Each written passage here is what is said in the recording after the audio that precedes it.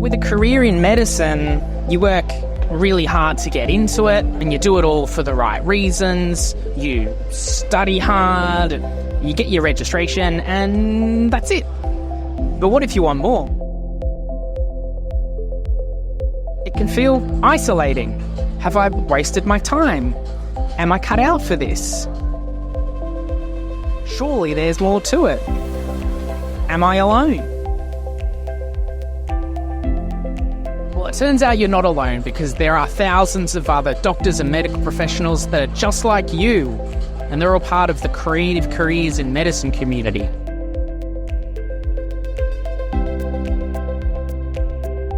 CCIM has a free online community, resources, and their flagship annual conference, which I'm at today, called Me In The Mediverse. And in this episode, I'm at Brighton Beach in Sydney, and I speak to just a handful of the amazing clinicians that are here to inspire others to follow their own path in medicine. To learn more about CCIM, make sure you visit their website and also check out their podcast, which is part of the Talking HealthTech podcast network. If you didn't know, CCIM is a community of doctors and health professionals who believe that your career in medicine should be whatever you want it to be, not what you're told it should be. Collaboration starts with the conversation, Team HealthTech. Let's make it happen. Welcome to Talking HealthTech, featuring content and community about technology and healthcare.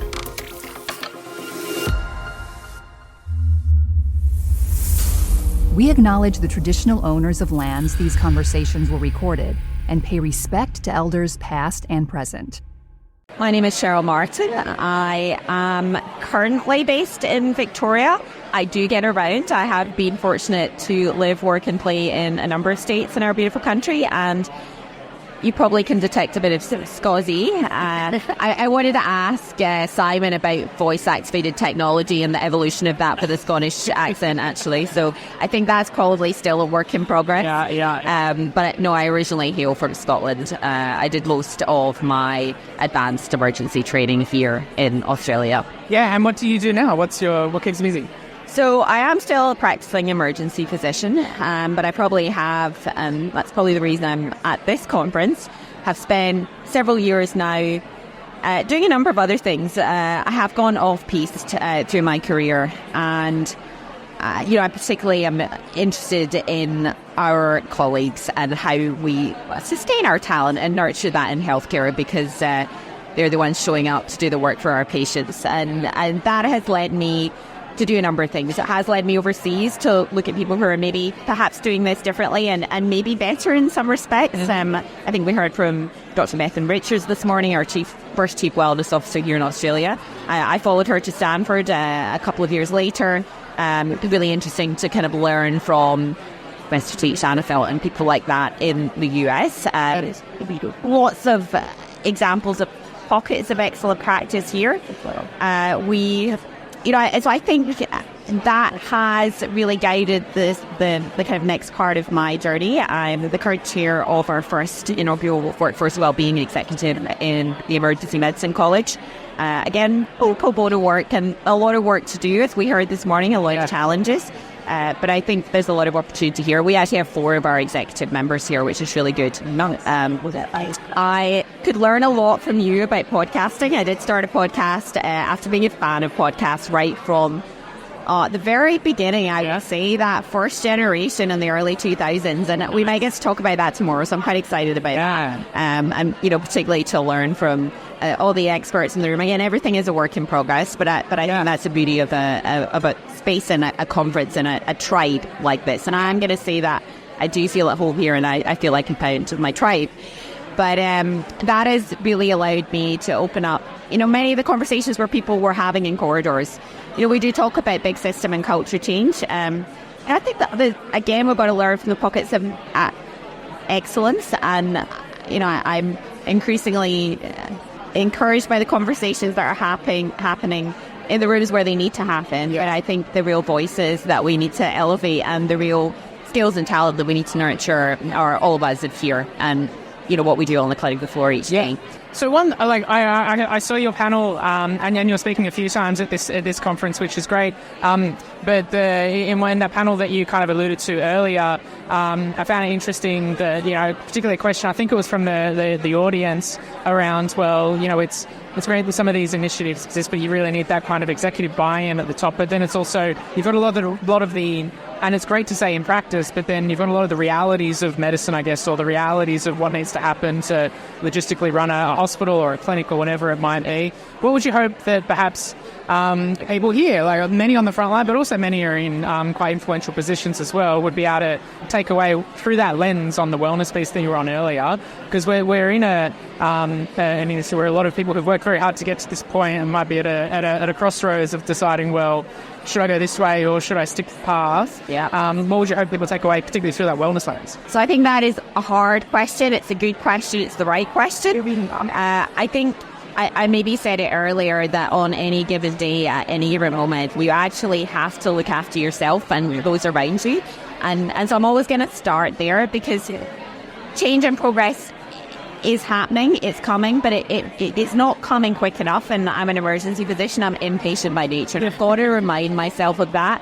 I've got to remind myself there's a lot of repetition in this process, and there's also iteration. So it's repeat, iterate. And I think, many of us sound like broken records. I think that the people that do have we've talked a lot about power and privilege and permission and opportunity to influence. I think if you can take some of the conversations that you have today and maybe just start with one or two big things. I think even if you're leading a chief wellbeing officer role, we'll take that as an example, a role like Fenton's. You can't be all things to all people. I mean, she mentioned she had a fractional role. That job is already 1 point something plus FTE in addition to another role. And I think you've got to remember that there's so many people doing things off the side of your desk. So you've got to pick one or two good things. And, I'm going to talk about a really excellent example this afternoon, that pocket of excellence. When you have a pocket of enlightened leadership that really engages with their workforce to come up with ideas. Because everybody has ideas. They've got ideas to get rid of stupid stuff. I really like that concept. And they also have one or two things that really would make a difference to them in their practice environment and their patient interactions, and make a difference for them and their patients. Yeah. And so if you can build something into the system to enable that. So something like the DMO manifesto. We've talked a lot about the very basics of material offerings today. Those workforce conditions.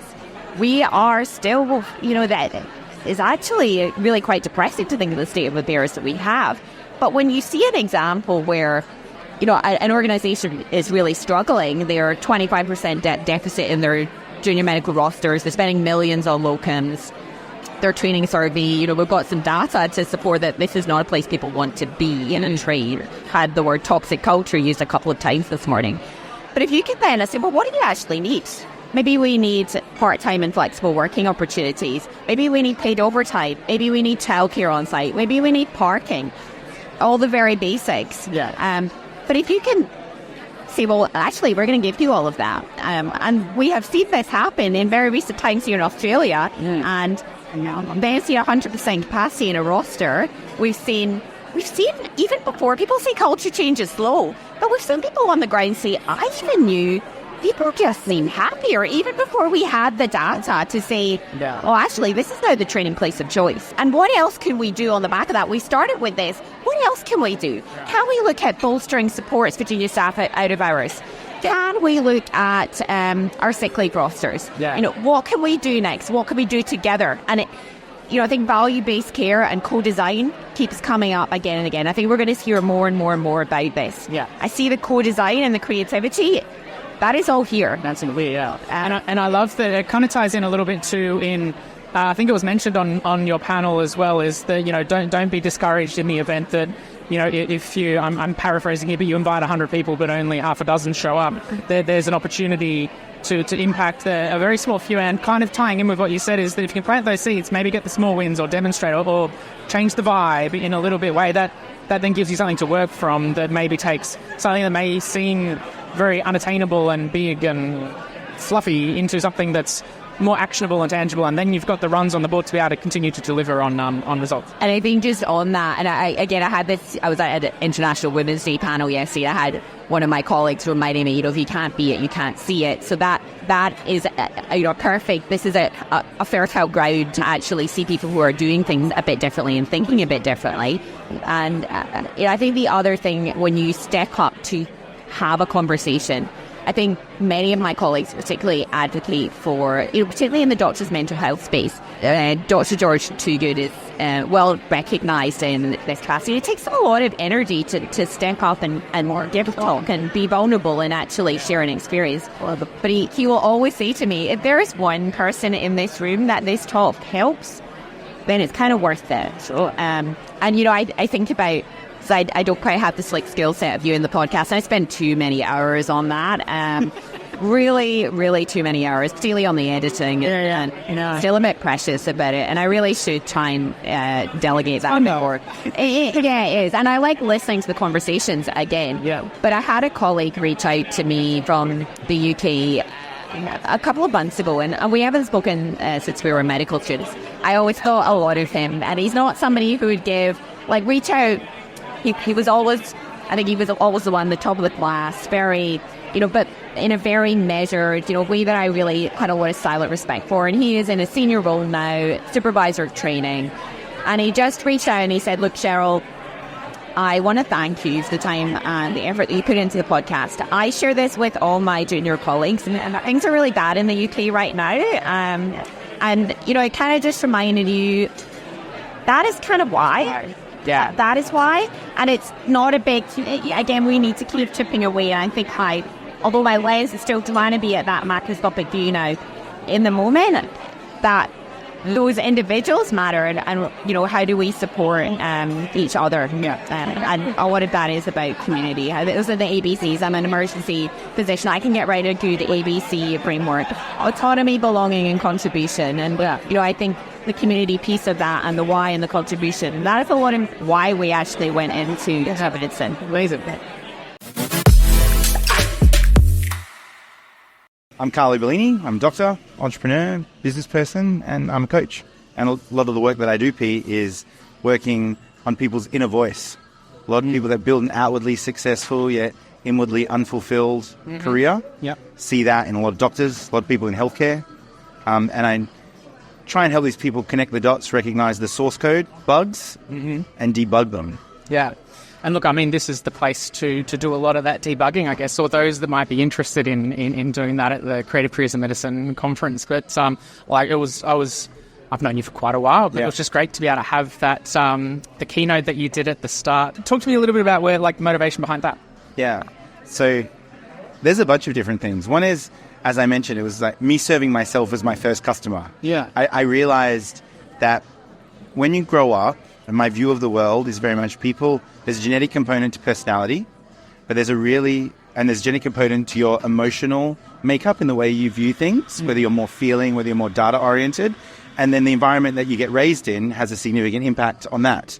And you see a lot of people in healthcare, they grow up with a relatively conservative view of the world, a lot around linear pathways, ticking boxes, and these people are often latent creatives, had a lot of creative pursuits when they were younger, and it sort of gets driven out of them in the training in whatever medical specialty or healthcare field that you're in, and then on the journey that progresses. And people often feel like they get stuck in this field and they've got something that they actually want to work in. So there's that side of it.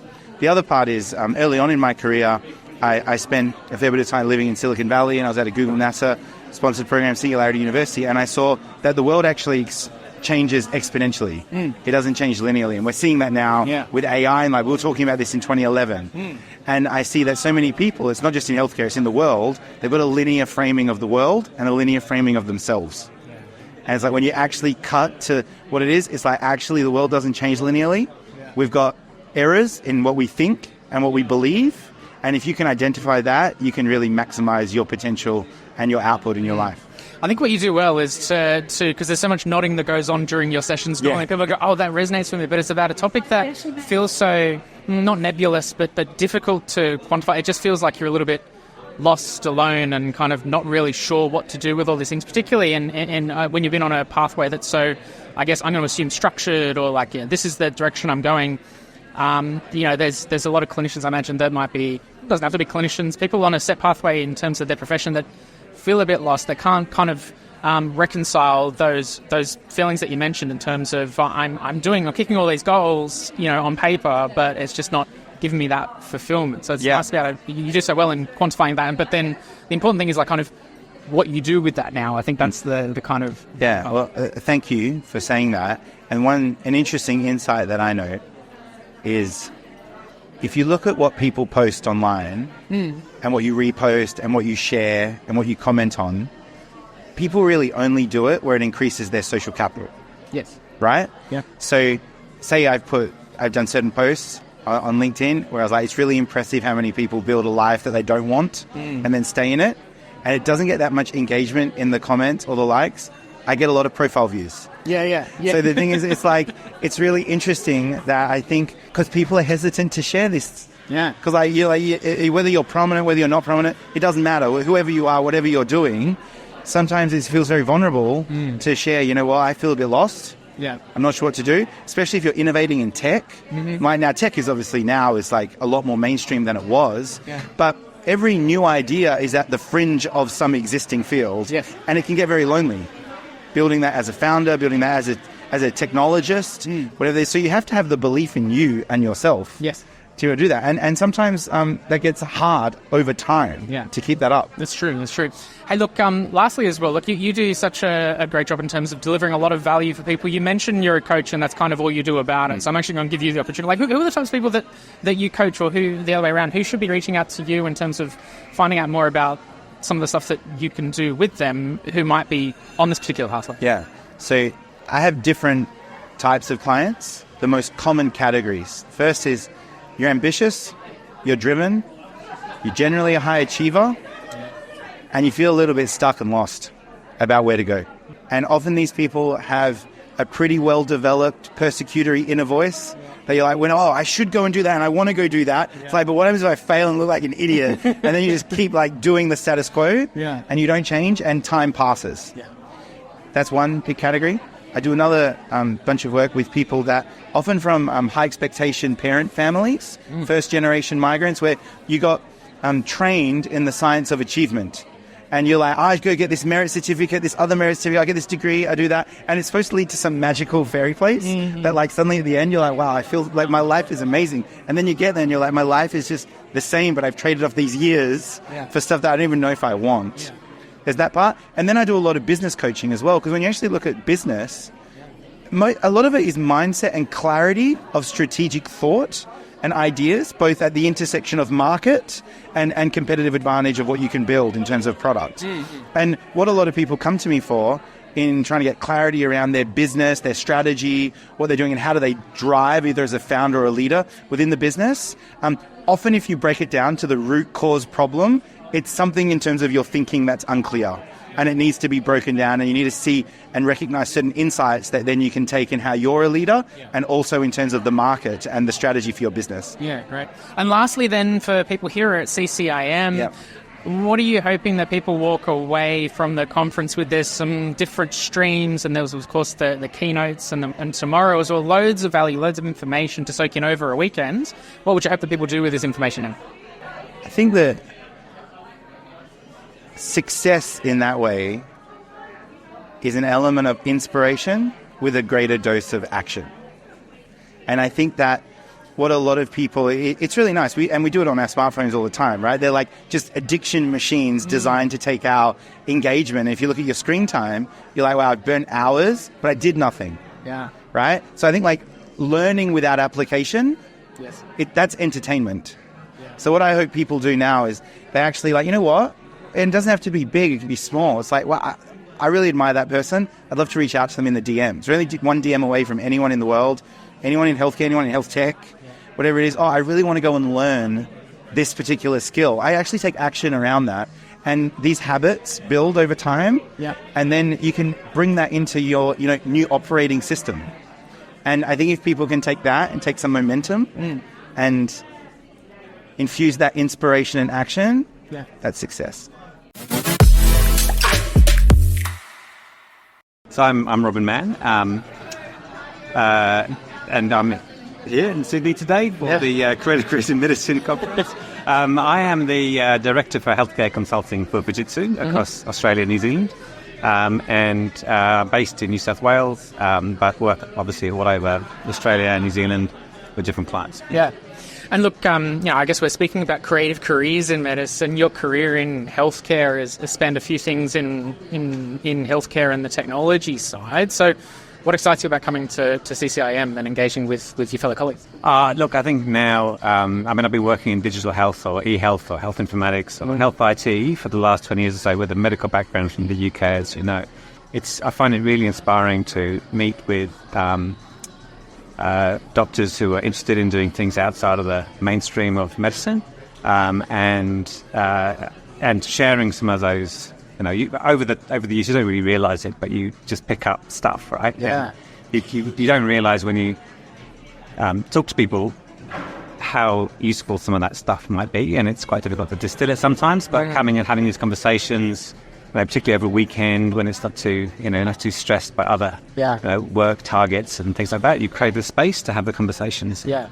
And actually on that point too, something that I'm realising is that there's a lot of, particularly at anything CCIM, there's a lot of light bulbs that go off because they're on topics that people feel a little bit like this. I'm a little bit alone in this feeling that I can't quite kind of define, that I've been on a particular path and now something's not clicking or vibing, or I feel like I need to be doing something else. And that feeling is difficult to then say, well, this is what I need to do. But I think even just being able to be amongst other people going through things that may be a little bit further ahead or tangential to what you're doing, that's got to be a good thing. So you're on a stage a couple of times, I think, over this weekend. Tell us a little about what you're sharing with the audiences. Well, there's two topics. So one is basically the role of consulting and healthcare, and I've worked apart from running the consulting practice for Fujitsu, which is obviously the tech company and slightly different angle. I spent some time before working with BCG and also with KPMG for a good chunk of my career in Australia, and so I can bring some sort of insights to people as to the way they work and the kind of work that you do, and where the similarities are and some of the differences with medical practice, and I guess there's both to inspire people to think that there's something that is within their sights and some of the benefits you get from it, but also a bit of a reality check sometimes, because it's not always as envisaged. Much like medicine is, you kind of learn medicine, you practice it, and then you discover that actually there's a lot going on there, which is not really what you originally thought. And I think that if you go in eyes wide open to that kind of environment, then you're much more likely to get something positive and valuable out of it. So the other topic is around the role of tech in healthcare today, and obviously that's a shared interest, and it's a particularly exciting time at the moment with the recent sort of advances of artificial intelligence, as large language models, but against the sort of backdrop of healthcare's inherent reticence to change, which is not necessarily a bad thing, because there are risks, and we don't want those risks to be passed on to patients. But views about how where there is a need for tech, I'll be talking about, and also I'll be talking about some of the challenges of getting tech actually implemented, and there's a lot of emphasis here on clinical entrepreneurship, if I can say that word. Bit of a mouthful, which is a fantastic thing, but you also see many successes, but even more people that have started something and it is less successful. And so some of the sort of pointers that I think about when I'm thinking about innovation in the healthcare space, and what forms a great seeding ground to allow your innovation to sort of root and grow from there, as opposed to just sort of imagine that it's going to take off immediately. Yeah.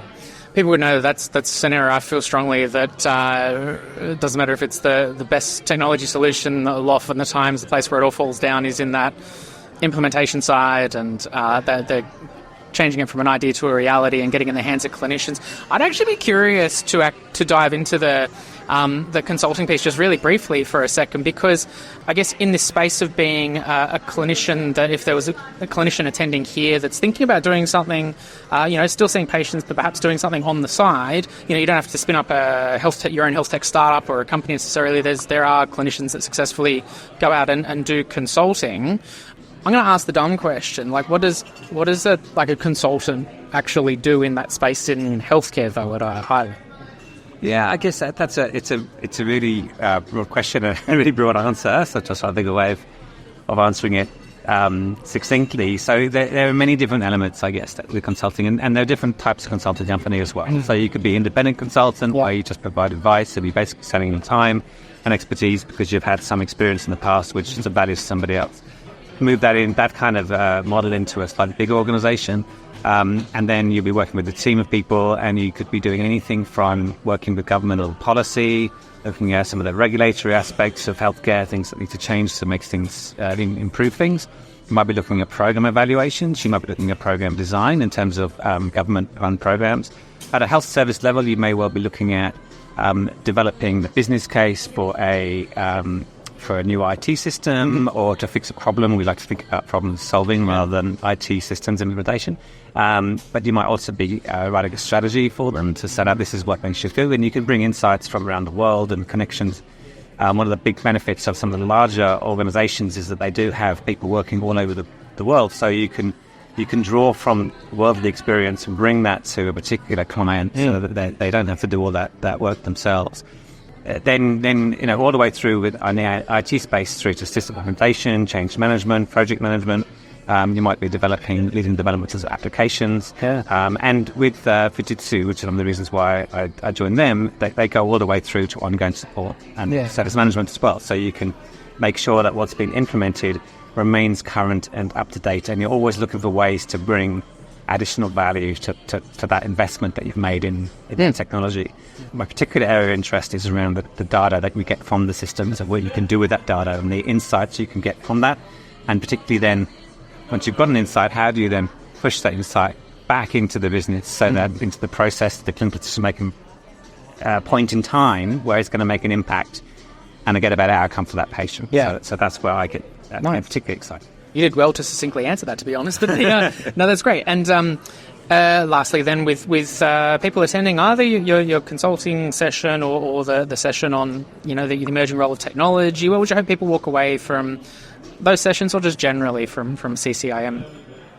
I think that I think it's actually written on here. Actually, ignite, inspire, invigorate. So for me, this type of event, and particularly CCIM, generates. It inspires people to think differently. Some people might be stuck in a rut. Some people might be already doing starting on a journey of moving out of a traditional path. Obviously, the two can work in parallel. Some people may have said goodbye to their traditional medical career and we do something completely different at this stage. And I think that just really sharing stories allows people to connect on an individual level. They may not want to talk to me afterwards. I'm sure they won't, but they might want to talk to others that have talked to me or just be inspired by something that I've said. Obviously, I'm happy to talk to people and keep communicating. And it's good to stay in touch and to see how people track. So, amazing. I'm hoping that people will be inspired.